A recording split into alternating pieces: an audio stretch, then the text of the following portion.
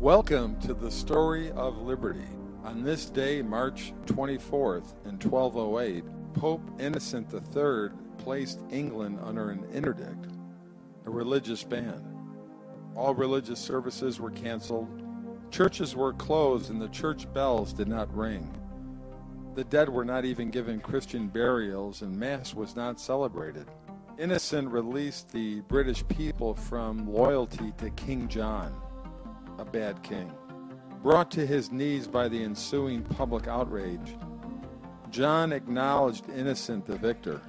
His surrender so weakened him before the English people that shortly afterward, at a place called Runnymede on the Thames, he signed the most famous document in English history, the Magna Carta.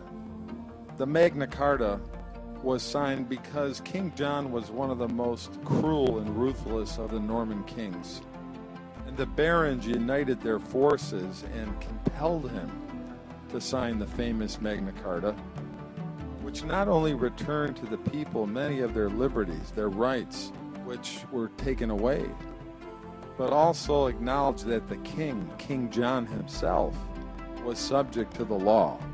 Magna Carta was dated in 1215. But the Magna Carta not only refers to the rights of the barons and the towns and the cities and the churches, it also makes frequent reference to the rights of English free men.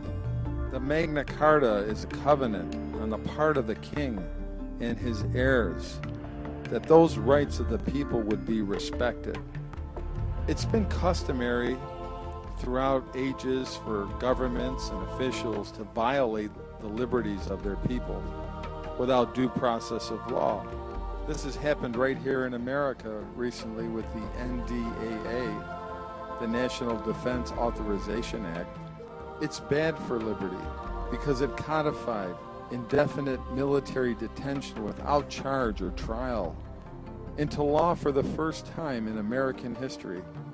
It empowers our armed forces to engage in civilian law enforcement and suspend due process by Habeas corpus, as well as the rights guaranteed by our 5th and 6th Amendments to the Constitution. The writ of Habeas corpus has been one of the most important instruments for the preservation of our liberty. Nevertheless, it's had to be asserted and reasserted from generation to generation. Therefore, as we go back to the provision of the Magna Carta that guaranteed every free man from being taken or imprisoned, but by the lawful judgment of his peers of the land, it's merely a declaration of our God-given rights, which are unalienable.